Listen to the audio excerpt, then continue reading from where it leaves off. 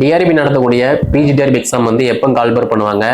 Already வந்து new syllabus வந்து publish பண்ணிட்டாங்க. இந்த நியூ சிலபஸ்ல எல்லா மேஜருக்குமே வந்து நிறைய டஃபா வந்து கொடுத்துருக்காங்க. சேம் டைம் வந்து நிறைய டாபிக் வந்து மாடிஃபை வந்து பண்ணியிருக்காங்க. ஒரு சிலருக்கு வந்து இது வந்து டஃப்பான சிலபஸா வந்து இருக்கு, நிறைய பேருக்கு வந்து ஈஸியான சிலபஸா வந்து இருக்கு. ஓகேவா? யாருக்கெல்லாம் வந்து டஃப்பா இருக்கு அப்படின்னா, ஜஸ்ட் மேலோட்டமா பாக்குற எல்லாத்துக்குமே வந்து இந்த நியூ சிலபஸ் வந்து டஃப்பா மட்டும்தான் இருக்கும். பட் ஒரு சிலபஸை நீங்க என்ன மேஜரோ அதுக்கான சிலபஸை நீங்க டவுன்லோட் பண்ணி 1 or 2 டைம் நீங்க ரீட் பண்ணிட்டீங்க அப்படின்னா உங்களுக்கு எல்லாமே வந்து ஈஸியானதா மட்டும்தான் வந்து இருக்கும். ஓகேவா? அதே மாதிரி இந்த நியூ சிலபஸை பொறுத்த மட்டும் எல்லாருக்குமே வந்து ரொம்ப ஈஸி அப்படிங்கிற மாதிரி வந்து நான் சொல்ல மாட்டேன். பட் நீங்க எல்லாருமே வந்து உங்களோட மேஜர்ல நல்ல அப்டேட்டோட நல்ல நாலேஜோட இருந்தீங்க அப்படின்னா இந்த நியூ சிலபஸ் வந்து பெட்டராகவே வந்து இருக்கும். ஓகே, சேம் டைம் வந்து பிஜி டிஆர்பி எக்ஸாமுக்கு வந்து ஏஜ் லிமிட் வந்து என்ன இருக்கும் அப்படிங்கிற மாதிரி வந்து கேட்டிருந்தீங்க. அதையுமே வந்து இந்த வீடியோ தொகுப்புல லாஸ்டா வந்து சொல்றேன். அதே மாதிரி எக்ஸாம் பேட்டர்ன் வந்து என்ன அப்படிங்கிற மாதிரி இப்போ ப்ரெஷராக எழுத போறவங்க, அதே மாதிரி ஆல்ரெடி எழுதி முடிச்சு இருந்தவங்க எல்லாருமே வந்து கேட்டீங்க. ஆல்ரெடி எழுதுனவங்களுக்கு வந்து ஒரு ஐடியா வந்து இருக்கும். 150 மார்க் இருக்கும். இப்போ புதுசாக மட்டும் தமிழ் தொகுதி தேர்வு வந்து கொண்டு வராங்க. அதில் 50 கொஸ்டினுக்கு நம்ம ஆவரேஜா ஒரு 25+ வந்து நம்ம ஸ்கோர் பண்ணா போதும், ஈஸியாக பாஸ் பண்ணிடலாம் அப்படிங்கிற மாதிரி வந்து ஒரு ஐடியா வந்து இருக்கும். இப்போ புதுசாக எழுத போறீங்க அப்படின்னா நீங்க என்ன பண்ணணும், என்ன பண்ணக்கூடாது? ஃபர்ஸ்ட் ஒன், நீங்க புதுசா ஒரு எக்ஸாம், அதாவது பிஜி டிஆர்பி எக்ஸாம் வந்து அட்டன் பண்ண போறீங்க அப்படின்னா ஃபர்ஸ்ட் ஒன், நியூ சிலபஸை வந்து நீங்க பிரிண்ட் அவுட் போட்டு வச்சுக்கோங்க. நீங்க என்ன சப்ஜெக்டோ அந்த சப்ஜெக்ட்டுக்கு தகுந்த மாதிரி நியூ சிலபஸை வந்து பிரிண்ட் அவுட் போட்டு வச்சுக்கோங்க. ஏன்னா நீங்க சிலபஸை பார்த்தா மட்டும்தான் வந்து எது படிக்கணும் எது படிக்கக்கூடாது அப்படிங்கிற மாதிரி வந்து ஒரு ஐடியா கிடைக்கும். அதனால அதை வந்து ஃபாலோ பண்ணிக்கோங்க. ஓகேவா? Second one, previous questions. நீங்க என்ன சப்ஜெக்டோ அந்த சப்ஜெக்ட் சார்ந்த ப்ரீவியஸ் கொஸ்டின் வந்து எடுத்து பாருங்க. அப்படி எடுத்து பார்த்தா மட்டும்தான் வந்து மேஜர்ல வந்து எப்படி கொஸ்டின் கேட்டிருக்காங்க, அந்த 110 கொஸ்டின்ல நமக்கு ஏதாவது வந்து தெரியுதா அப்படிங்கிற மாதிரி வந்து ஒரு அப்டேட் கிடைக்கும். அதே மாதிரி எஜுகேஷனல் சைக்காலஜில எப்படி கொஸ்டின் கேட்டிருக்காங்க, நமக்கு ஏதாவது தெரியுதா இல்லையா, கரண்ட் அஃபேர்ஸ் பொறுத்த மட்டும் நமக்கு ஏதாவது தெரியுதா இல்லையா அப்படிங்கிற மாதிரி ப்ரீவியஸ் கொஸ்டினை நீங்க எடுத்து படிச்சா மட்டும்தான் வந்து ஒரு ஐடியா கிடைக்கும். ஓகே, நெக்ஸ்ட் ஸ்டெப் என்ன அப்படின்னா ஸ்கூல் புக்கு. நிறைய பேர் பண்ற மிஸ்டேக் வந்து நம்ம ஸ்கூல்ல டீச்சரா இருக்கும், நமக்கு எல்லாமே தெரியும், அதே மாதிரி பிஜி மட்டும் அதாவது சிலபஸ்ல உள்ள பிஜி மட்டும் படிச்சா போதும், ஸ்கூல் புக்கு படிக்க வேண்டாம், யூஜி படிக்க வேண்டாம் அப்படிங்கிற ஒரு மைண்ட் செட் வந்து இருந்துட்டு இருக்கும். அப்படிலாம் ஒண்ணுமே கிடையாது.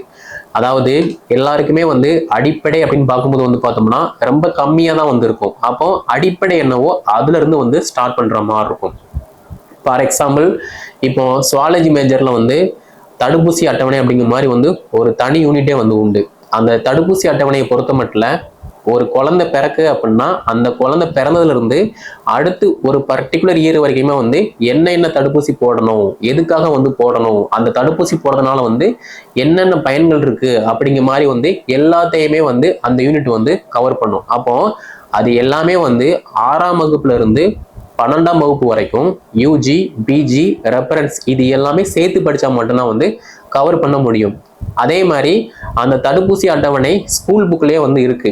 பிறந்த குழந்தை முதல் ஒரு பர்டிகுலர் ஏஜ் வரைக்குமே வந்து இந்த மாசம் வரைக்குமே வந்து இந்தந்த தடுப்பூசி வந்து போடணும் அப்படிங்கிற மாதிரி வந்து கொடுத்துருக்காங்க. அப்போ அந்த தடுப்பூசி பேரு, அது வந்து எதை குணப்படுத்துது, அதனுடைய பயன்கள் என்ன அப்படிங்கிற மாதிரி எல்லாத்தையுமே வந்து நம்ம நல்லா ரீட் பண்ற மாதிரி இருக்கும். ஸோ 6 to 12 வரைக்கும் நீங்க என்ன சப்ஜெக்டோ அந்த சப்ஜெக்ட் சார்ந்த அடிப்படை தகவலை வந்து நீங்க வளர்த்துக்கோங்க. அடிப்படை தகவல் மட்டும்தான் வந்து நம்மளை வெற்றியை நோக்கி கூட்டிட்டு போகும். ஓகேவா? நெக்ஸ்ட் ஸ்டெப்பு, நான் வந்து ஸ்கூல் புக்கை படிச்சு பார்த்துட்டேன், டெஸ்ட் போட்டு பார்த்துட்டேன். அடுத்த ப்ராசஸ் வந்து நீங்க சிலபஸ் எடுங்க. சிலபஸ் எடுத்துட்டு உங்ககிட்ட மேபி நோட்ஸ் இருந்துச்சு அப்படின்னா அந்த நோட்ஸை எடுத்துட்டு சிலபஸ்ல உள்ள டாபிக் எல்லாமே வந்து நம்ம யூஜி புக்ல வந்து கவர் ஆகுதா அப்படிங்கிற மாதிரி வந்து மேட்ச் பண்ணி பாருங்க. இப்போ பாக்டீரியா வைரஸ் இருக்கு அப்படின்னா அந்த பாக்டீரியா வைரஸ் டாபிக் வந்து யூஜி புக்ல வந்து எங்கெல்லாம் கவர் ஆகுது, என்ன கீ பாயிண்ட்ஸ் வந்து கிடைக்குது அப்படிங்கிற மாதிரி வந்து மேட்ச் பண்ணி பாருங்க. ஓகேவா? ஓகே, நீங்க வந்து யூஜி வந்து பார்த்தாச்சு. அதுக்கப்புறமா வந்து பிஜி எடுத்து பாருங்க.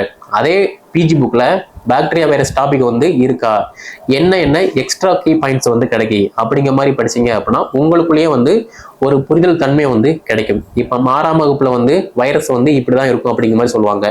7, 8, 9, 10 வந்து கொஞ்சம் இன்டெப்தா இருக்கிற மாதிரி இருக்கும். 11, 12 வந்து பாத்தீங்க அப்படின்னா வைரஸ் வந்து எந்தெந்த நோயை வந்து கொண்டு வருது, எப்படி வந்து கொண்டு வருது, அதை குணப்படுத்தக்கூடிய இன்ஜெக்ஷன் என்ன, ஆன்டிபாடி என்ன அப்படிங்கிற மாதிரி வந்திருக்கும். நீங்க யூஜி போகும்போது அதை விட இன்டெப்தா படிப்பீங்க, பிஜி போகும்போது அதை விட இன்னும் இன்டெப்தா படிப்பீங்க. ஸோ இந்த மாதிரி வந்து நீங்க ஸ்டெப் பை ஸ்டெப்பா படிச்சா மட்டும்தான் வந்து நல்லா கவர் பண்ண முடியுமே தவிர, அதை விட்டுட்டு நீங்க எடுத்த உடனே வந்து நான் பிஜி புக்கை தான் படிப்பேன் அப்படின்னா அப்போ அடிப்படையா வந்து யார் படிப்பா? ஸோ அது வந்து நீங்களே வந்து கேட்டுக்கோங்க, ஓகேவா? ஸோ ப்ரெஷராக படிக்கீங்க அப்படின்னா உங்களோட சீனியர் சொல்றது, பக்கத்து வீட்டுக்காரங்க சொல்றது, கூட ஒர்க் பண்றவங்க சொல்றது, இதை எதுவுமே நீங்க வந்து காதுல கேட்காதீங்க.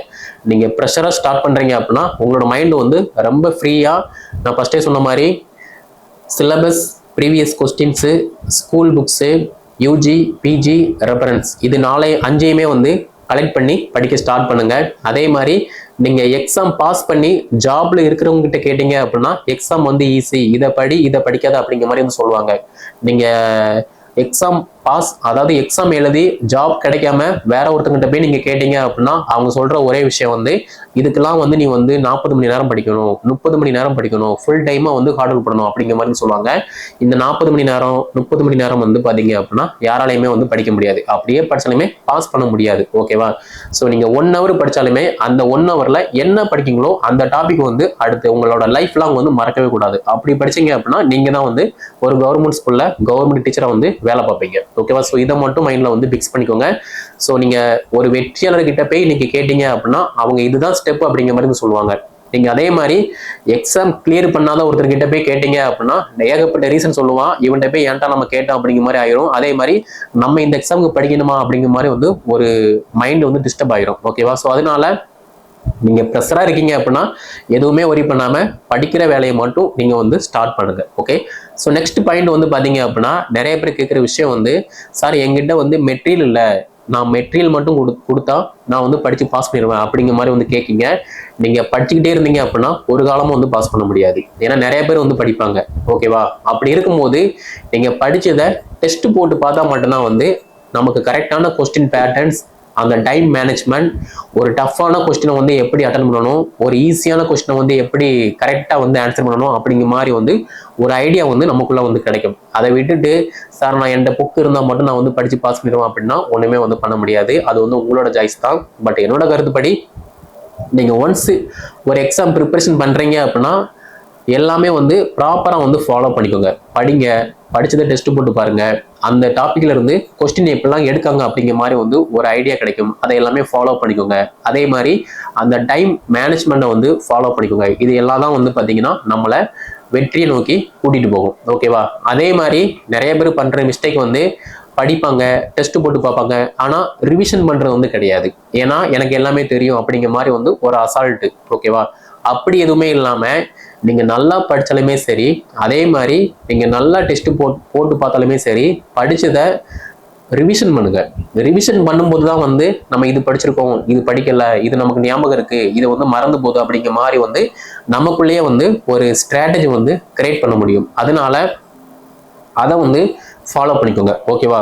ஸோ நெக்ஸ்ட் வந்து எக்ஸாம் பேட்டர்னை பொறுத்த மட்டும் நமக்கு ஆல்ரெடி வந்து 150 மார்க் வந்து அவைலபிளாக இருக்கு. 110 கொஸ்டின் வந்து மேஜர் கொஸ்டின்ஸ், ஒரு 30 கொஸ்டின் வந்து எஜுகேஷனல் சைக்காலஜி கொஸ்டின், ஒரு 10 கொஸ்டின் வந்து கரண்ட் அஃபேர் ஜிகே.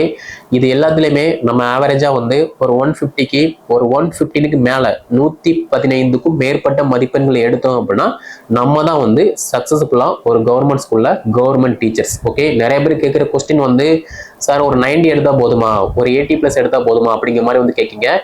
அதெல்லாம் வந்து ஒரு நார்மலாக உள்ள கேண்டிடேட் வந்து கேட்கக்கூடியது. ஸோ ஸ்டேட்லேயே வந்து ஒரு டாப் 10 ரேங்குக்குள்ளே நம்ம வரணும் அப்படிங்கிற மாதிரி படித்தோம் அப்படின்னா நீங்கள் தான் வந்து பெட்டர் பர்ஃபார்மன்ஸ் வந்து பண்ணுற மாதிரி இருக்கும். எப்போதுமே வந்து நம்ம சேஃபாக கம்ஃபர்டபுளாக இருக்கணும் அப்படிங்கிற மாதிரி ஃபீல் பண்ணாமல் இதை விட நம்ம பெட்டராக இருக்கணும் அப்படிங்கிற மாதிரி ஃபீல் பண்ணினீங்க அப்படின்னா 150க்கு 120 மதிப்பெண்களோ 125 மதிப்பெண்களோ எடுத்து ஈஸியாக வந்து நம்ம வந்து உள்ள போயிடலாம், ஓகேவா? ஸோ அதை மட்டும் ஃபாலோ பண்ணுங்க. அதே மாதிரி ஏஜ் லிமிட்டை பொறுத்த மட்டும் ஜென்ரல் கேட்டகரிக்கு 53 ஏஜ் வந்து இருந்துகிட்டு இருக்கு. அதே மாதிரி மற்ற கேட்டகரிக்கு வந்து பார்த்தீங்க அப்படின்னா 58 வந்து இருந்துகிட்டு இருக்கு. ஸோ இந்த ஏஜ் நீங்கள் பயன்படுத்தி படிச்சீங்க அப்படின்னா ஈஸியாக வந்து நம்ம வந்து ஜாபுக்குள்ள வந்து போயிடலாம். அதை விட்டுட்டு கால்பர் வந்த பிறகு தான் படிப்பேன், வேகன்சியை பார்த்துட்டு தான் படிப்பேன், எக்ஸாம் அப்ளை பண்ணதுக்கு அப்புறமா தான் படிப்பேன், அதே மாதிரி எக்ஸாம் டேட் சொன்ன பிறகு தான் படிப்பேன் அப்படின்னா நீங்கள் ஒரு காலமும் படிக்க மாட்டீங்க, அப்படியே தான் பார்த்துட்டு இருப்பீங்க. அதனால இப்போ இருந்தே படிக்க ஸ்டார்ட் பண்ணுங்க. உங்களுக்கு என்ன வேணுமோ அதை மட்டும் நீங்கள் வந்து ஃபாலோ பண்ணுங்க. உங்களுக்கு பசிக்கு அப்படின்னா நீங்க சாப்பிட்டா மட்டும்தான் உங்களோட பசி ஆறுமே தவிர உங்க பேரண்ட்ஸோ உங்களோட சிஸ்டரோ அண்ட் உங்களோட ஃப்ரெண்ட்ஸோ சாப்பிட்டாங்க அப்படின்னா உங்களோட பசி வந்து ஆறாது. அதே மாதிரி நீங்க சக்சஸ்ஃபுல்லா இருக்கணும் அப்படின்னா அதுக்கு நீங்க தான் வந்து ஸ்டெப் எடுக்கணும். ஓகே, அதை மட்டும் மைண்ட்ல வச்சு படிக்க ஸ்டார்ட் பண்ணுங்க. ஸோ இப்போதைக்கு நம்முடைய அகாடமி சார்பாக வந்து பிஜிடிஆர்பி எல்லா மேஜருக்குமே வந்து ஆன்லைன் டெஸ்ட் பேஜ், அதே மாதிரி material Tamil medium English medium கிட்டத்தட்ட 13 மேஜருக்கு வந்து அவைலபிளாக இருக்கு. கீழே டிஸ்கிரிப்ஷனில் வந்து நான் வாட்ஸ்அப் நம்பர் கான்டாக்ட் நம்பர் கொடுத்துருக்கேன். அதை கான்டாக்ட் பண்ணி என்ன டீட்டெயில்னு கேட்டு படிக்க ஸ்டார்ட் பண்ணுங்க. டெஸ்ட் பேஜுமே வந்து நீங்க ஜாயின் பண்ணிக்கலாம், மெட்டீரியல் பிளஸ் டெஸ்ட் பேஜுமே வந்து ஜாயின் பண்ணிக்கலாம். ஓகேவா?